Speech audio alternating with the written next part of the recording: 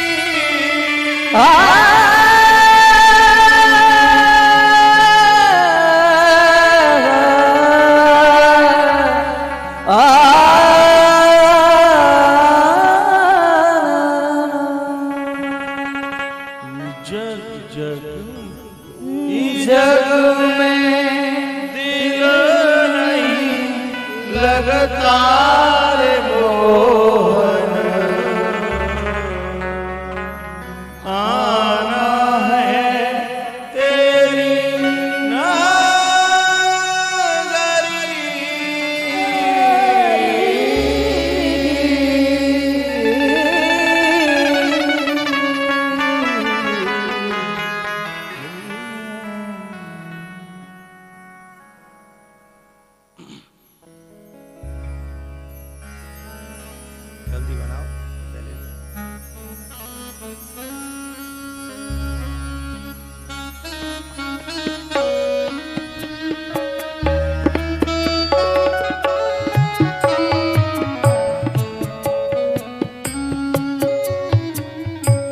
प्रेम से प्रगट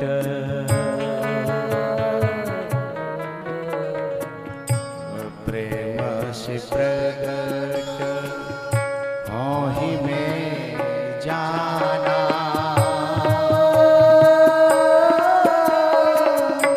हरि व्यापक सर्वत्र समाना।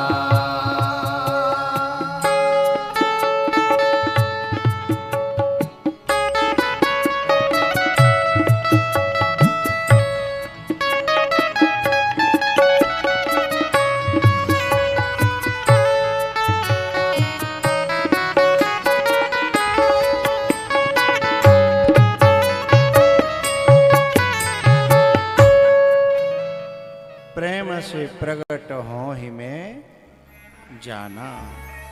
आज विदुरानी के यहाँ भगवान ने बड़े प्यार से प्रसाद पाया और भगवान वहाँ से गए ये कह करके कि काका जो स्वाद काकी के छिलकों में आया वो स्वाद तुम्हारे गूदे में नहीं आया है। भावना में भाव ना हो, शब्द समझिएगा। भावना में भाव ना हो तो वो भावना बेकार है, और भावना में भाव हो तो भव से बेढ़ा पार है।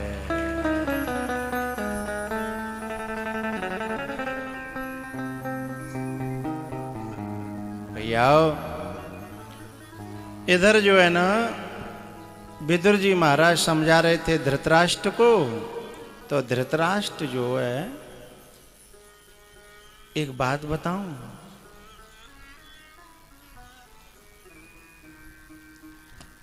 सीख ताई को दीजिए जाको सीख सुहाय,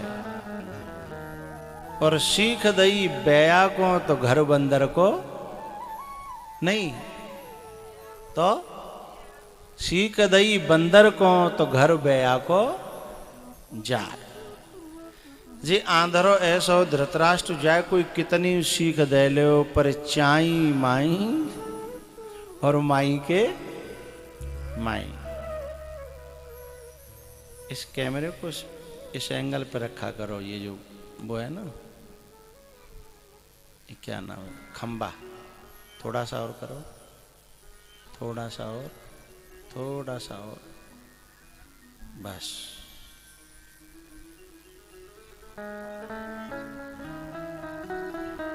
फिर कुछ लोगों की नार दुख जाती जो देख देख। एक ये तुम्हारा लैपटॉप बहुत आड़े आता है इधर के श्रोताओं के लिए, जी आड़े आ रहा हो, उठा के फेंक दे, आ जा तो रहने दो, जो नहीं करते नहीं फेंक देते।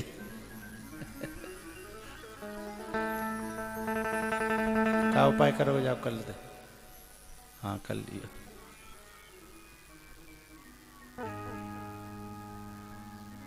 आ बैठ मेरे पास तुझे देखता रहूं, न तू कुछ कहे और न मैं कुछ कहूं।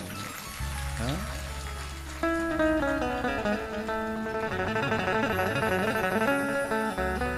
तो जो आंदर है तो कहो धृतराष्ट्र ये केवल बाहर कोई आंदरो नहीं है, तो जाके भीतर क्यों फूट गई आती।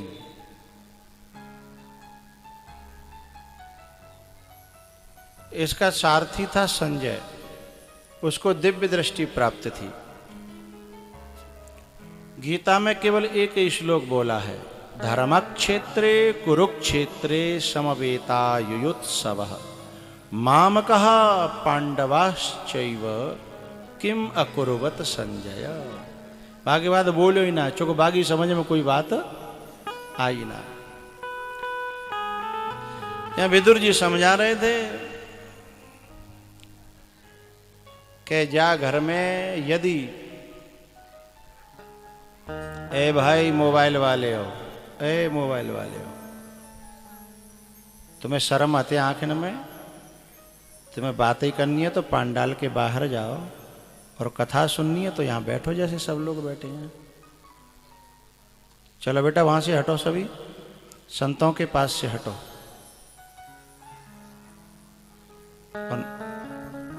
और ये तो बड़ा अच्छा भक्तन को संतन को क्षेत्र है, तुम ऐसे कर रहे हो, बताओ।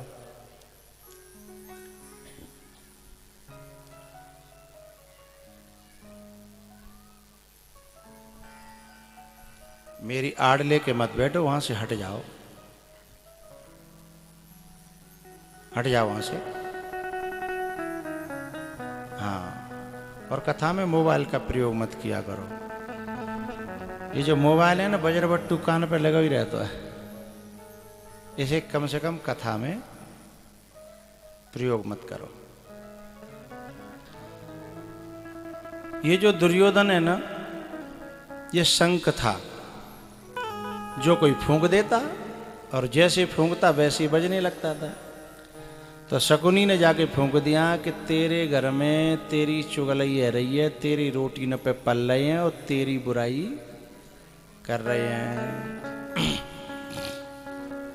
तो दुर्योधन ने आकर के काका जी को, अपने खास चाचा थे, उन्हें आकर के उल्टा सीधा कह दिया, और उल्टा सीधा कह करके खुश हुआ। लेकिन एक बात बताऊं, उल्टा सीधा वो सुनेगा जिसको वैराग्य नहीं है।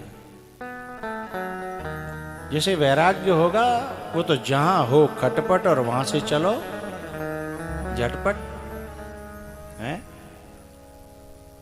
लेकिन जैसे वैराग्य नहीं है तो चाहे कुटे चाहे पिटे, मरनो तो वही है। बड़े परेशान होते हैं वो लोग। लेकिन विदुर जी ने तो उसी समय निर्णय कर लिया कि ना हम किसी के न कोई हमारा।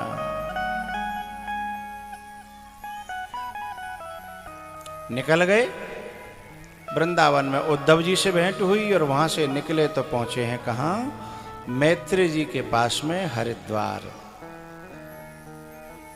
हरिद्वार में मैत्री जी को अपनी बात बताई।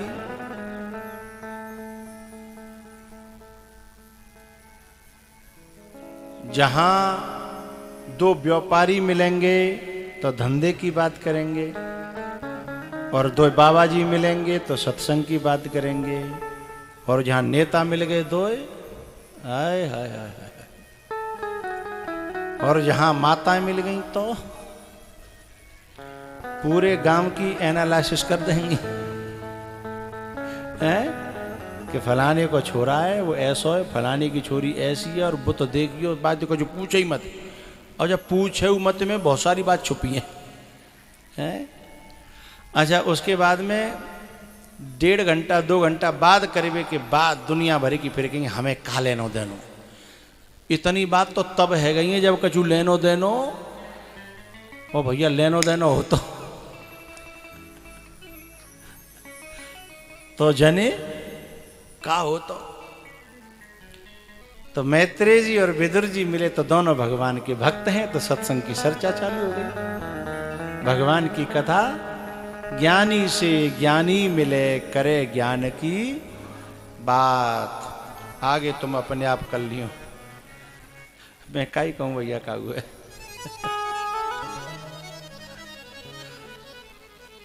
हैं क्या कह रहे हैं बाबा?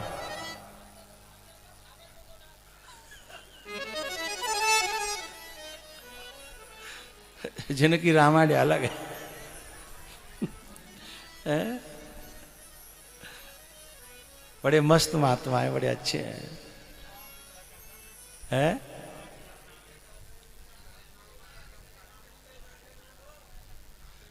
बेधड़क बाबा, ओ भैया,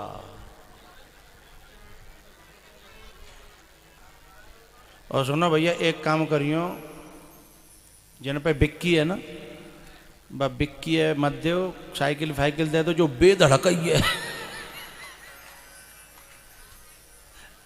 जो बाबा बेधड़क है तो कहूँ कहूँ में धड़ाको बोलियो। फरसा फरसा फरसा राखत है, काट दे कितने? अच्छा परशुराम है वो भैया, जिस आरो यूं करे 3 बेर कर दे, मैंने 3 काट देगा परशुराम। अच्छा अब तो चिमटा ले लो, देखो यूं कह रहे अब कोई फंसा फंसा। हाँ बोले यूं कह रहे हैं केवल नाम ही परशुराम है भैया, वैसे तो मैं चिमटा वा रहा हूं, है? तो ज्ञानी से ज्ञानी मिले करे ज्ञान की बात। इधर मृत्यु जी महाराज, इधर विदुर जी महाराज, दोनों में सत्संग छिड़ा, और उस सत्संग में उन्होंने पूछा कि प्रभु एक बात बताओ, ये सृष्टि जो है ये जगत क्या है, ईश्वर क्या है, जीव क्या है? रामायण में लक्ष्मण जी ने राम जी से पूछा है,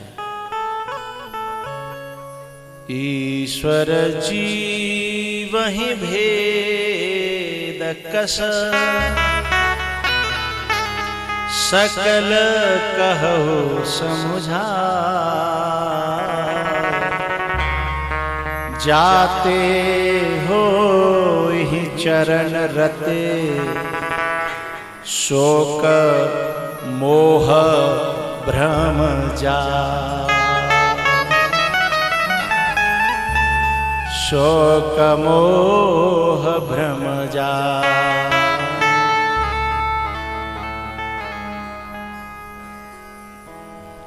जिससे प्रभु आपके चरणों में प्रेम हो जाए, भक्ति बढ़ जाए, और शोक मोह और भ्रम ये तीनों नष्ट हो जाएं, और ईश्वर और जीव, जीव में क्या भेद है ये बताओ। इधर ये बताओ ये जगत कैसे बनता है, संसार कैसे, सृष्टि कैसे बनती है, और कितनी बड़ी है, कहा है ये मामलों का है। आप तो सब पता होगी ना, पता हो तो फिर वैसे ही होशियार बनता हो। अच्छा चलो यूं बताओ ये धरती कितनी बड़ी है, का उन धरती को छोड़ देखो है? तो वैसे ही गांव में बने पत्थर बॉस है,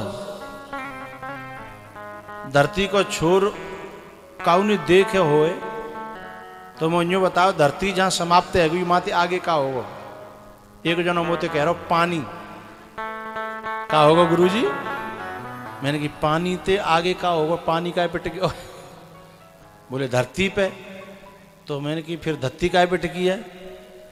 पानी पे। मैंने कि कब तक बतावेगा तू? बोले जब तक तुम पूछोगे। तो ये संसार अनंत है, ये अनंत से पैदा हुआ है। नारायण की नाभि से कमल, कमल से ब्रह्मा जी, ब्रह्मा जी के सबसे पहले सनत कुमारों के रूप में 4 पुत्र पैदा हुए। वो 4 तपस्या करने चले गए, सृष्टि आगे नहीं बढ़ी। उसके बाद 10 ऋषि फिर पैदा करे, वे भी चले गए। उसके बाद मनु और शतरूपा, फिर उनसे जो है सृष्टि आगे बढ़ी।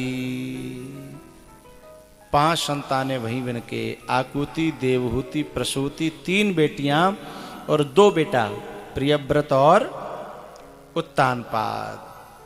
आकुति का विवाह ऋषि रुचि के साथ में हुआ, और जो देवहूति थी उनका विवाह करदम जी महाराज के साथ हुआ, जिन्होंने 10,000 वर्ष तपस्या करी थी। जैसे जाके नदी नवारे तैसे ताके भरका, और जैसे जाके मम्मी पप्पा तैसे ताके लड़का है।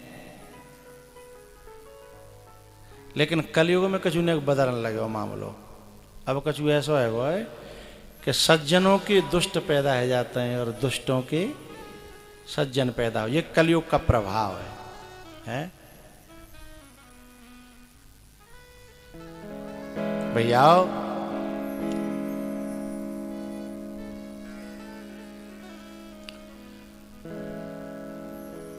देवहूति जो थी ना, उनके पिताजी जो थे मनु जी महाराज, वो करदम जी के पास में अपनी कन्या को लेके गए। 3 प्राणी गए, मनु, शतरूपा और देवहूति। और उधर करदम जी महाराज से पहले ही भगवान कह गए थे कि कन्या आएगी, उसको तुम हाँ कर देना। बोले ठीक है। माता पिता संग में आए। जमाने में माता पिता जी तो संग में आए नहीं, संग पहले माता पिता ही जाते थे, बेटी कहीं आती जाती। और बीच में तो ऐसा काल आया था कि माता पिता भी नहीं जाते, पंडित जी जाते और नाई ठाकुर जाता था।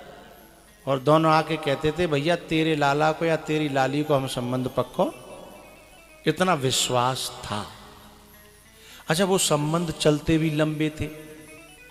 अब तो छोरा जा रहा है, छोरा की बहन जा रही है, छोरी आई है, छोरे के डोकरी डोकरा, छोरी के डोकरी डोकरा, और देखा भारी है और चला के देख रहे हैं। चल के देखिए बेटा हैं। बाकी बाद मालूम पड़ी के 6 सालों ब्याह न चल पायो, 5 साल नहीं चल पायो, काऊ को 4 नहीं चल पायो। और जो नौआ ठाकुर और पंडित जी देख के आमद आए, बे अभी तक चल रहे हैं। ऐसे बहुत जाम होंगे जिनके अभी तक चल रहे हैं।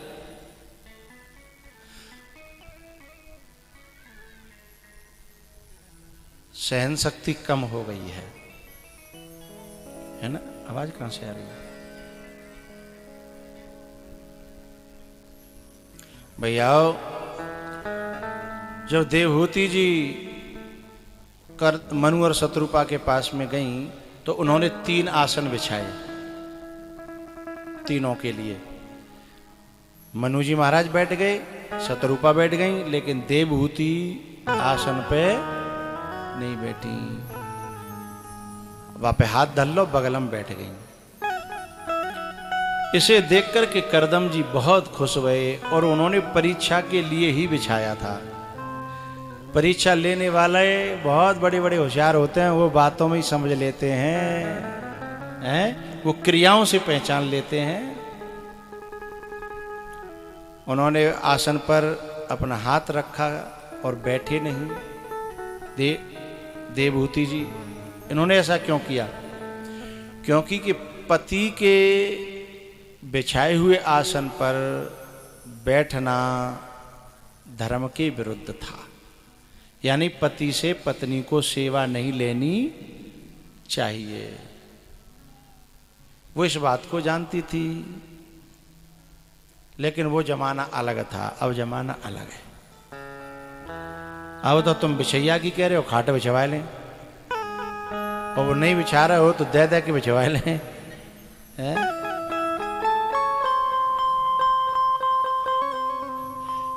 जो कहते हैं आटो तू लगा ले, जब तक सब्जी में अमनिया कर रही हूं, आओ तुम जब तक आटो लगा लो।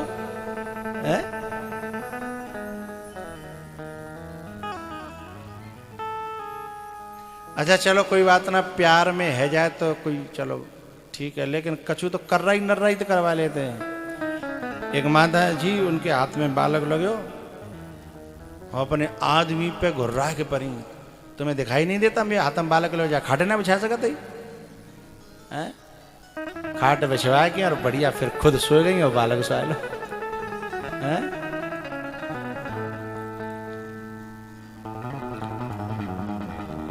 देवहूति जी और करदम जी का विवाह हुआ, 9 कन्याएं हुई। अच्छा, तय तभी हो गया था कि एक बेटा होते ही में चला जाऊंगा, बैराग ले लूंगा।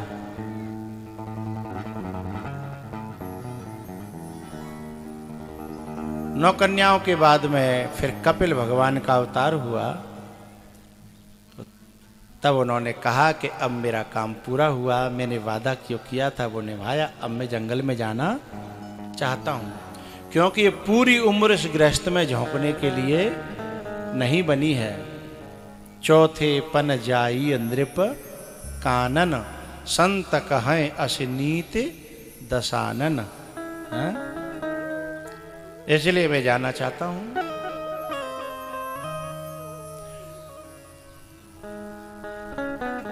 करदम जी चले गए हैं। इधर जो है कपिल भगवान को थोड़े से जब बड़े हुए तो उनको गुरु बना लिया माँ ने।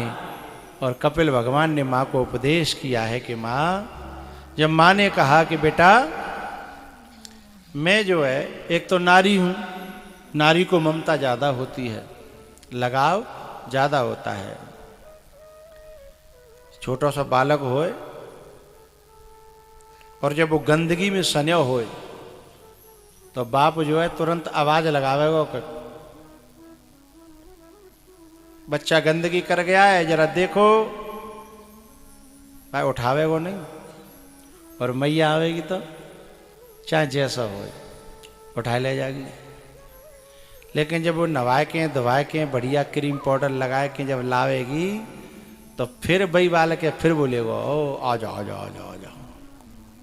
अब का है तो जी तो बाप तो केवल सफाई है जागी बई के बाद कोई ग्राहक है, लेकिन माँ ऐसी नहीं होती। माँ साफ करती है। माँ में ममता ज्यादा होती है, प्रेम ज्यादा होता है, वात्सल्य ज्यादा होता है, करुणा ज्यादा होती है, सेवा ज्यादा होती है।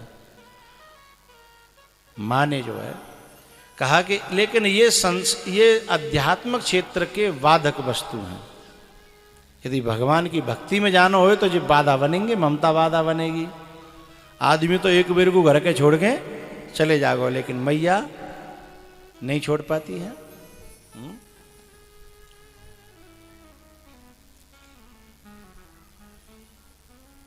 मां देवहूति ने जब कहा कि मैं तो ठगी गई हूं, अब मेरे ऊपर कृपा करो कि कैसे मेरी मुक्ति हो, तब जो है भगवान कपिल कहते हैं कि मैया संतों का संग करने से हमें मुक्ति का ज्ञान होता है और मुक्ति के साधनों का भी ज्ञान होता है। इसलिए संगस्ते स्वथते प्रार्थ्य संग दोष हराहिते। हमें संतों का संग करने की हमेशा प्रार्थना करनी चाहिए भगवान से कि संतों का संग देना। आरती में आता है ना, श्रद्धा भक्ति बढ़ाओ संतन की सेवा, स्वामी संतन की सेवा। ओम जय जगदीश हरे। ऐसे तो बहुत बाद में आते, पहले तो सुख संपत्ति कष्ट मिटे तन का, ओ स्वामी कष्ट मिटे तन का।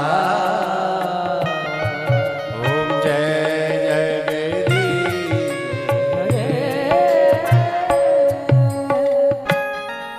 श्रद्धा भक्ति बढ़ाओ संतन की सेवा। तो संतों का संग मिलेगा, मुक्तों का संग मिलेगा, असंगों का संग मिलेगा तो बात बन जाएगी। मां बोले संत कैसे हो? बोले मदाश्रयः कथामृष्टः शृण्वन्ति कथयन्ति च। कैसे होनी चाहिए? मदाश्रय, मेरे आश्रित हो, जागत सोबत शरण तुम्हारी। कथा मृष्टा, मीठी मीठी भगवान की जो कथाएं कहते हों ऐसे संत हों। शृण्वन्ति कथयन्ति च, सुनते भी हों और कहने का मौका मिल जाए तो कहते भी हों। ऐसे संतों का संग मिल जाए तो निश्चित है कि मुक्ति प्राप्त हो जाएगी।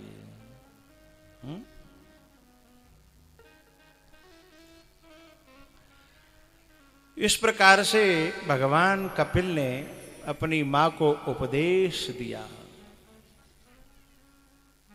और कहा, मां, महापुरुषों के कभी भी शब्द मात्र को नहीं पकड़ना चाहिए, शब्द के अर्थ पे जाना चाहिए। शब्द जो होता है उसमें अर्थ छिपा होता है, लक्ष्यार्थ होता है, वाक्चार्थ होता है। उसको जो पकड़ेगा वो ही पकड़ पाएगा सत्य को।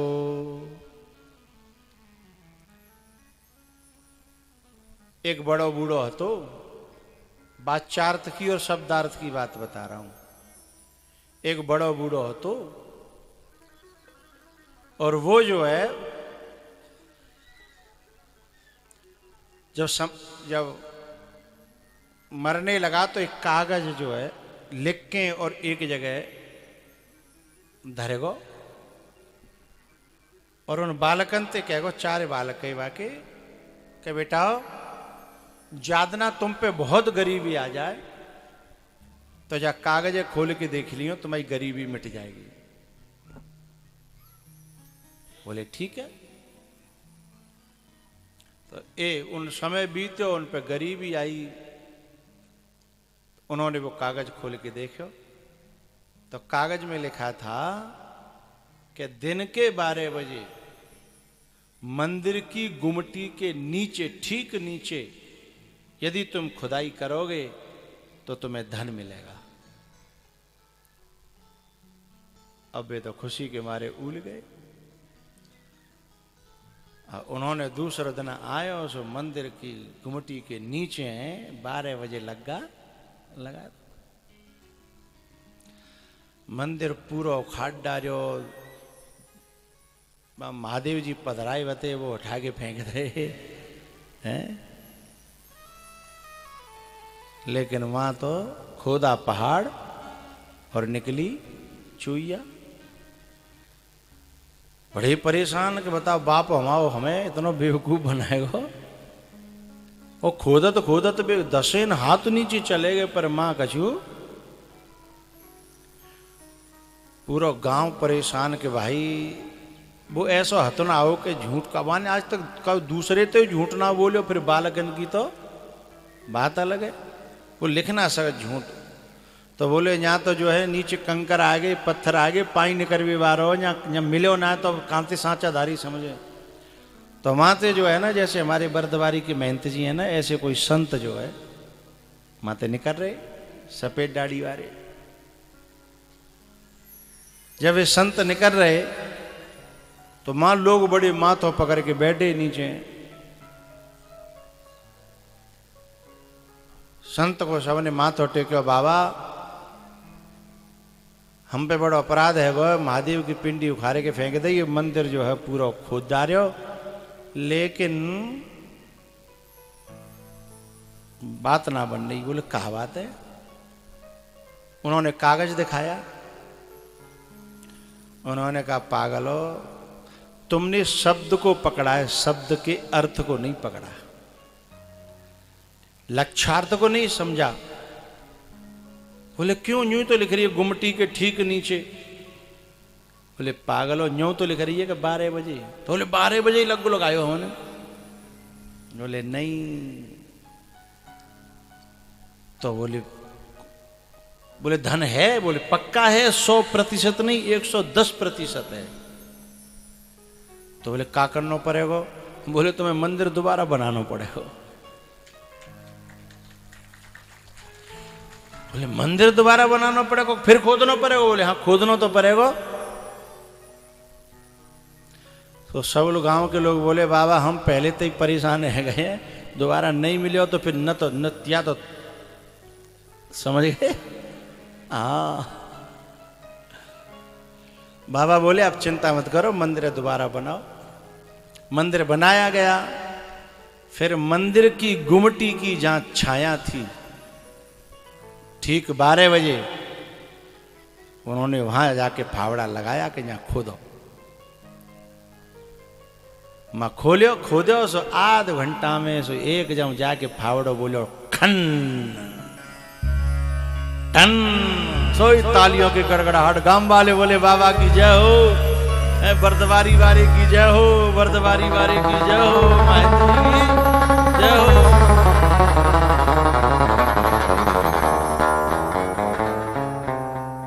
उन्होंने की बाबा तुमने जो गुंताड़ो कैसे लगायो? बोले भैया तुम समझे नहीं, जहां में जो संकेत है ना कि ठीक 12 बजे। अब यदि वही गुमटी के नीचे होता तो 12 बजे लिखवेगी क्या जरूरती। इसलिए शब्द को नहीं, शब्द के अर्थ को पकड़ोगे तो ही वस्तु हाथ में आवेगी, और नहीं तो कछु को कछु हाथ में आवेगो और मिलेगो कछु नहीं। श्रम एव ही केवलम, केवल परिश्रम हाथ आएगा, है ना। तो जो है शब्द के अर्थ को जो पकड़ेगा। अब जैसे मैया कभी कभी अपने बच्चों से गुस्से में बोलती है तो श्याम को आ जाए, तू मरे नहीं कड़ी खाए हैं, तू को बाहर कुआं में पोखरे में गिर जाए। अब जब शब्द के अर्थ हमने पकड़ ले तो मामलो गड़बड़ है जागो। लेकिन शब्द के भीतर अर्थ छुपो है कि वो हमते इतनी परेशान है गई है, इतनी परेशान है गई है, वो चाहते ना है कि तो श्याम खाए के देखे, श्याम की कमर तोड़ देगी है। तो अब वो जो छोरा तो का जीवन भर पकड़ के रखे कि तुमने जो है मैया मोते फलानी सन में फलानी तारीख को मोते यूं कही कि श्याम खा जाए, कुआं में गिर जाए। तुम्हारा तो मारने का पहले से ही इरादा था, है। वे मूर्ख लोग होते हैं जो शब्द को पकड़ते हैं। शब्द तो खोखला है, यदि उसमें से सार निकल गया तो, लक्षार्थ नहीं हाथ में आया तो भैया ऐसे ही धर्म है ना। धर्म जो है ना, कभी कभी धर्म का सार छूट जाता है और खोखला धर्म हाथ में आ जाता है। यहां कपिल भगवान कहते हैं कि अरे मैया अहम सर्वेषु भूतेषु भूतात्मावस्थितः सदा तमवज्ञाय माम मर्त्यः कुरुतेर्चा विडंबनम। अरे मैया या दुनिया में मैं सभी प्राणियों में हूं, सभी जीवों में मेरा निवास है, लेकिन कुछ लोग जीवों का तो अपमान करते हैं, माँ बाप का, गुरु का, बड़ों का तो अपमान करते हैं, और मंदिर में जाके मूर्ति के मुंह में दे लड़ुआ और दे लड़ुआ। सो मूर्ति को जो पेंट है तो बढ़िया सुंदर लग रही, बहु को सत्या नासो गड्ढा है। तम अवज्ञाय, मेरी जो है जो बड़े बूढ़े के रूप में बैठे हूँ, माता पिता के रूप में बैठे हूँ, गुरुओं के रूप में बैठे हूँ, बुजुर्गों के रूप में बैठे हूँ, हैं गाय के रूप में मैं बैठा हूँ, हैं उनका तो कर रहे हैं अवज्ञा। तम अवज्ञाय और कुरुते अर्चा विडंबनम, वहां मंदिरों में जाकर के और मेहनत जी नहीं करने का, भैया मूर्ति पे ये मत चढ़ाओ, प्रसाद दूध चढ़ाओ, वह दीपक ने का अलग जलाओ, कह के परेशान है। पर नहीं, माँ तो जब तक माता मैया के मुंह में लड्डुआ ठूस नहीं देंगी, हैं।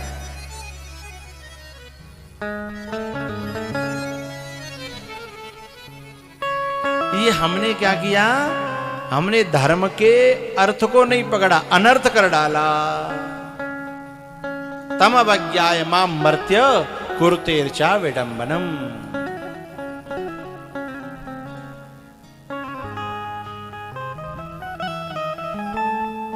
इस प्रकार से कपिल भगवान ने उपदेश किया है अपनी माँ को, और माँ की मुक्ति हुई है। उसके बाद जो है देवहूति की जो 9 कन्या थी ना, उनमें से एक कन्या ऐसी थी जिसने पूरे संसार में अपने माँ बाप का और अपना नाम रोशन किया। बेटा वही है जो गांव का नाम रोशन करे, अपने क्षेत्र का नाम रोशन करे, और नहीं तो कुकरा सुकरा गधा घोड़ा जी रहे हैं, खा रहे हैं और मर जाएंगे। लेकिन पुत्र वो है याति वंश समुन्नतम,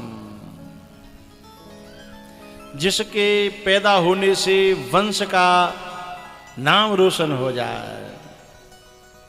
पुत्रवती जुवती जग सोई, रघुपति भगत जासु सुत होई। पुत्र वो है के जननी तू भक्त जन के दाता के शूर। भैयाओ, ऐसी बेटी जन्मी देवहूति ने कि तीनों लोकों में उसका यश हुआ। उसका नाम था अनुसुईया। केवल मुड़सान में नहीं, केवल हाथरस और मथुरा जिले में नहीं, उत्तर प्रदेश में ही नहीं, और केवल भारत में नहीं, केवल धरती के देशों में नहीं, ऊपर तक और नीचे तक भी, तीनों लोक 14 भुवनों में। एक बात बताऊं, किसी वस्तुओं की जो खुशबू है, इत्र की खुशबू, गुलाब की खुशबू, मोगरा की खुशबू, केवल उस दिशा में जाती है जिस दिशा में हवा ले जाती है। हाँ या ना? जिस दिशा में हवा ले जाती है, इनकी खुशबू उन्हीं दिशाओं में जाती है। लेकिन भक्त की खुशबू, सूरवीर की खुशबू, परोपकारी की खुशबू, दानी की खुशबू चारों तरफ फैलती है, चाहे हवा कितनी चले। हैं? आज ये छोटे छोटे से 3 बालक गंगा जी को लेके आए हैं कथा की। क्या एक ही दिशा में इनकी खुशबू जा रही है? ना, चारों तरफ लोग ये कह रहे करे भैया, नेक नेक से बालक जो है, इतना बड़ो कार्यक्रम, इतनी भगवान के नाम की गंगा हमारे क्षेत्र में। तो ये खुशबू एक तरफ नहीं है, चारों तरफ जो है जा रही है। ये बालक बता रहे कि हम बड़ी दूर दूर तक कथा सुनवे जाते हैं, हम सोच नहीं सकते कि हम आपे बुलाए पाएंगे, क्योंकि हम तो मिल ही नहीं पाते, तो बुलाए कहाँ से पाएंगे? हैं? बुलाना तो दूर, मिलना ही मुश्किल था। फिर इन्होंने जो है ना, मेरे एक बहुत प्रिय भक्त हैं श्री कृष्ण कुरसंडा के, आए होंगे, वो आते हैं रोज, आए हो तो खड़े हो जाए। अरे तुम तो ऐसे दुबक के बैठे रहता हो, देखे बसों में आगे धमा लो दूर पर ही है। फिर इनकी जिनने बाहें पकड़ी उंगरिया कि तुम हमें माँ तक पहुंचाओ, और जिनको काम है कि जिन्हें कहूँ कोई डोल तो फिर तो मिल जाए, उन्हें मुंह तक ढकेल के लाए। वो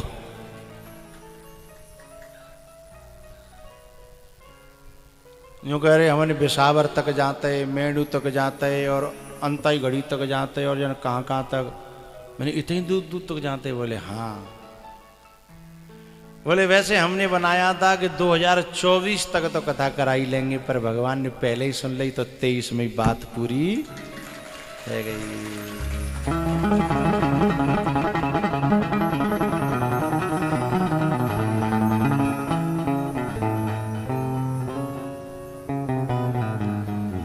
इनके पिताजी जो है वो चर्चा करो करते हैं कि भैया मेरी आंख न के गार है जाए तो ठीक है, नहीं मेरी आंख न के गार नहीं हो तो कब तुम लाए के है जाओ, तो भगवान के भक्तों का मेला लगवाना, ये मेरी हार्दिक इच्छा है।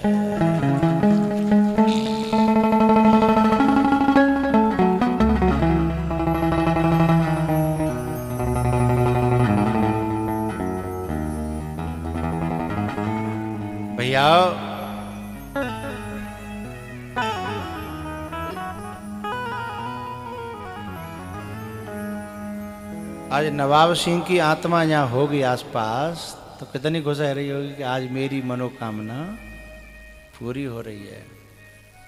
और आत्मा रहती है। जब रावण को मारा था राम जी ने तब दशरथ जी की आत्मा आई थी और दशरथ जी आकर के राम जी के सामने खड़े हुए थे। उन्होंने कहा, राम आज मैं बड़ा खुश हूं, तुमने इतने बड़े योद्धा का वध किया और अधर्म को समाप्त किया, धर्म का राज्य हुआ, बड़ा खुश हूं, कुछ मांग लो।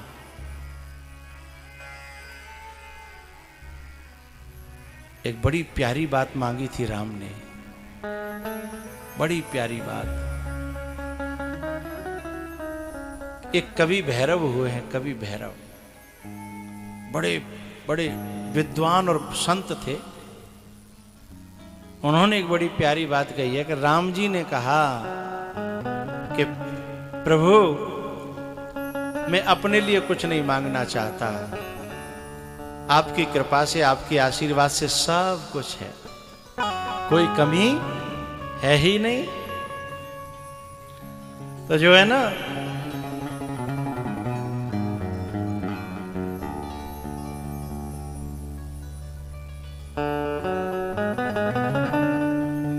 कवि भैरव जो है ये कहते हैं कि हे प्रभु आप वर देने लायक हो तो मुझे एक ही वर दो।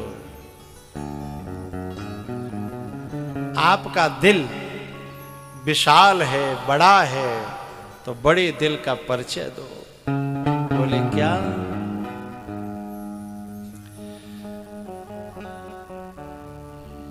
हे रघुवर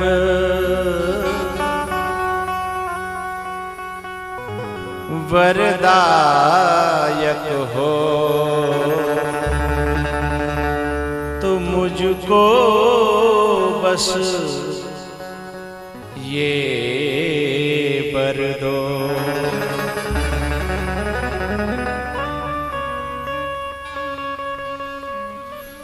सुरलोक अशोक गए तुम हो, तुम तो चले गए वैकुंठ में, तुम तो चले गए स्वर्ग में, तुम तो शोक रहित हो गई, पर तुम दूसरों की भी चिंता करो। बोले क्या बात है बताओ? यह लोक अशोक पिता कर दो, इस धरती लोक को भी आप शोक रहित कर दो, अशोक कर दो। दशरथ जी ने कहा कि अब क्या दिक्कत है, वो तो रावण भी मारा गया, अब तो तुम्हारा राज्य हो गया। बोले नहीं, मेरे अंदर एक पीड़ा है।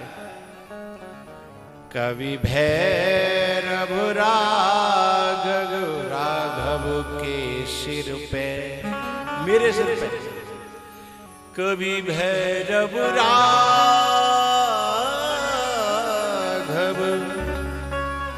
के सिर पे कर कंज कृपा करके धर दो,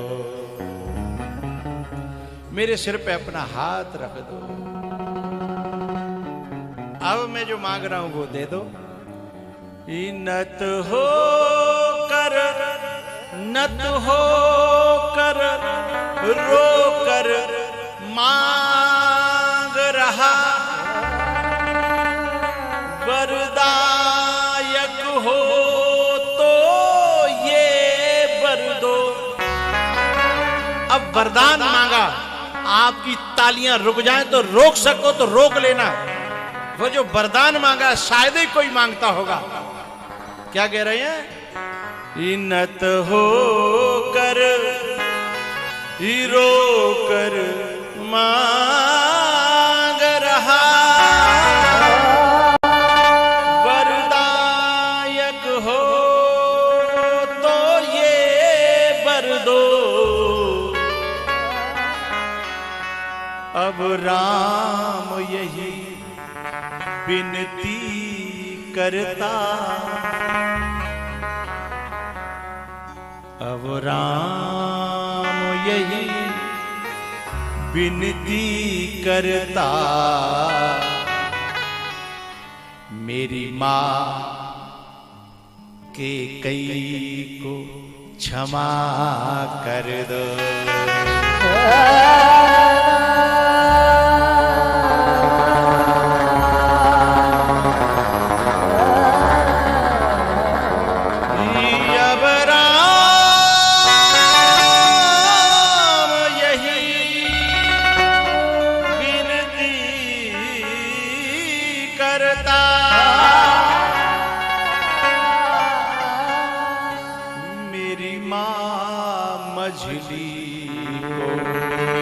क्षमा कर दो।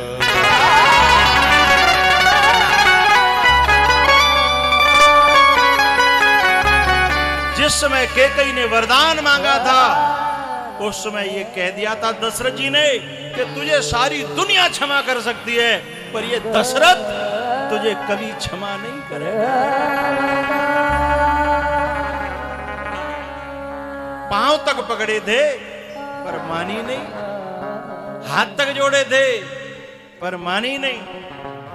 लेकिन आज राम ने ऐसा फंसाया, पिताजी अब राम यही विनती करता, मेरी मां मझली को क्षमा कर दो।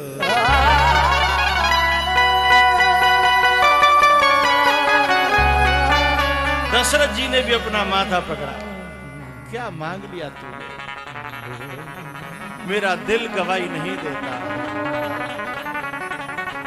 उसके कारण क्या क्या उपाधि वही, आज तू जंगल में है, मेरा भरत कुटी में पड़ा है गेरुआ कपड़े पहन करके, नंदीग्राम में सीता मेरी प्राणों से प्यारी मेरी बहू है, जो राजमहलों में पली वो आज कांटों में सो रही है, डोल रही है?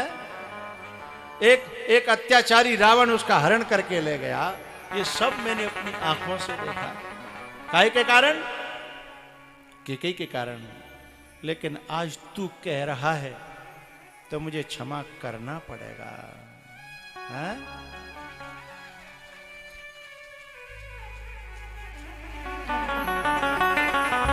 अब राम यही विनती करता, मेरी मांझली को क्षमा कर दो।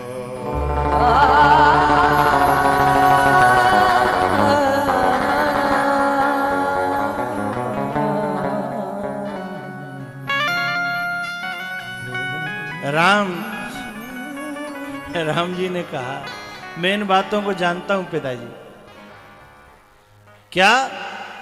मेरे पूज्य पिता जिसके कारण सुरलोक गए, कुल पंकज में यह कलंक लगा। सूर्य वंश में, पवित्र वंश में ये कलंक उस कैकेयी के कारण लगा, ये मैं भी जानता हूं पिताजी। नारे हरि फिर उस राक्षस ने और लक्ष्मण के सर डंक लगा। लक्ष्मण को जो शक्ति लगी मैं जानता हूं, उसी के कारण हुआ सब, मैं जानता हूं पिताजी। भैरव क्लेश विशेष यही न मिटे और में वह डंक लगा। आपके हृदय में जो डंक लगा है वचनों का, मैं जानता हूं वो ऐसे वैसे मिटने वाला नहीं है। लेकिन अपराध किया सब राघव ने। पिताजी आपको नहीं पता, ये सब मेरी मर्जी से हुआ था। मैं जिस काम के लिए धरती पे आया था, एक दिन मैंने ही मां कैकेयी से, छोटा सा था तब मैंने आंखें बंद करके कहा था, तब खोलूंगा पहले एक वचन दे। बोले क्या? बोले पहले त्रिवाचा भर, जो मैं मांगूंगा वो देगी। बहुत प्यार करती थी कैकेयी, तो 3 बार कहा दूंगी दूंगी दूंगी।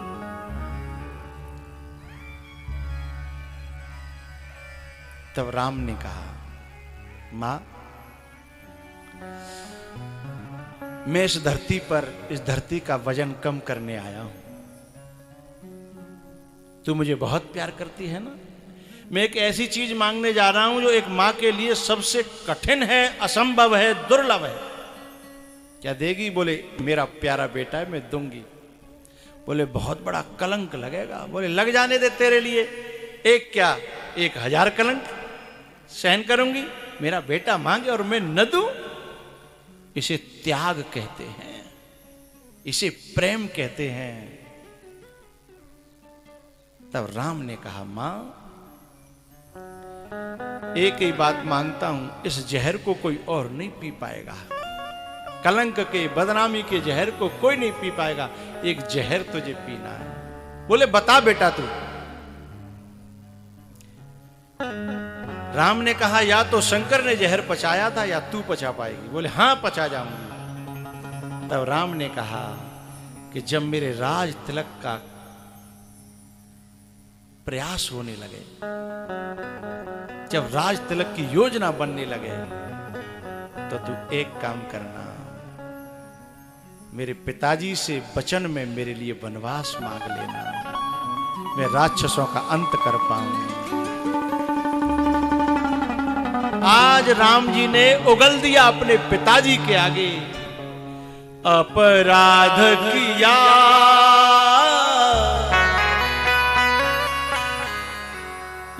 अपराध किया सब राघव ने।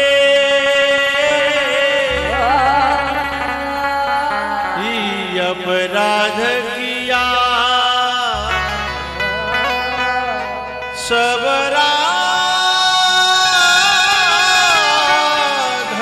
ने।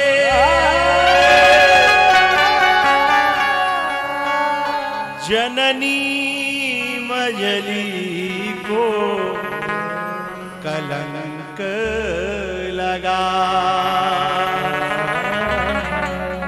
जननी मजली को कलंक लगा।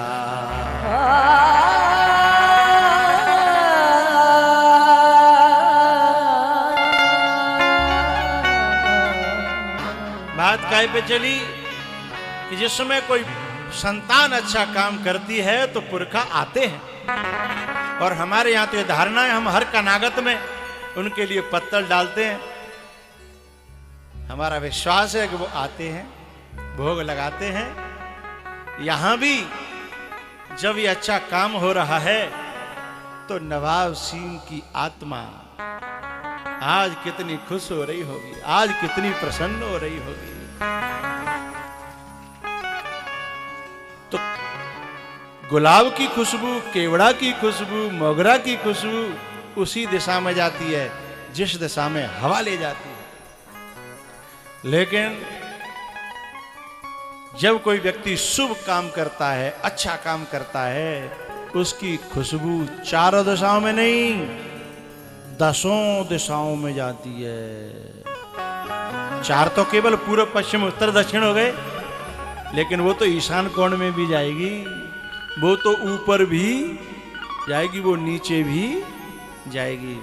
तो अनसुईया जो थी ना, उसकी खुशबू 10 दिशाओं में गई। यस, उसकी प्रसिद्धि, उसकी प्रतिष्ठा जब ऊपर की तरफ गई तो रुद्राणी, ब्रह्माणी और लक्ष्मी, इन तीनों के कानों में भी वो बात गई कि मृत्यु लोक में धरती पर एक ऐसी महासती हुई है कि जिनके सामने लक्ष्मी भी कुछ नहीं है, रुद्राणी भी कुछ नहीं है, ब्रह्माणी भी, और उनके मन में ईर्ष्या पैदा हो गई। और वो ईर्ष्या पैदा हुई, उन्होंने तीनों देवों से एक प्रार्थना करी कि यदि ऐसे इसका यश बढ़ता गया तो एक दिन हमारे यश को तो सुपड़ा साफ है जाओ। जबकि भैया कोई किसी के यश का सुपड़ा साफ नहीं करता, वो अपनी जगह और तुम अपनी जगह है। लेकिन जब भ्रांति होती है, ईर्ष्या होती है, तो बुद्धि में ये भ्रम पैदा हो जाता है ना। तो अब वो जो तीनों देव जाएंगे अनुसुईया के पास, फिर वहां जो घटना घटित होगी अब उसकी चर्चा करेंगे कल,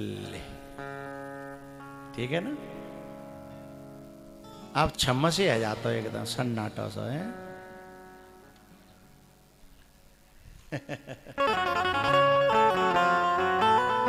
अब एक भजन गा दें आरती से पहले, ताते कचुनो को बैसो मन हैरो होगो, पाँव ने फरेरे खरीदो तो ठाड़े आ जाओ सब लोग।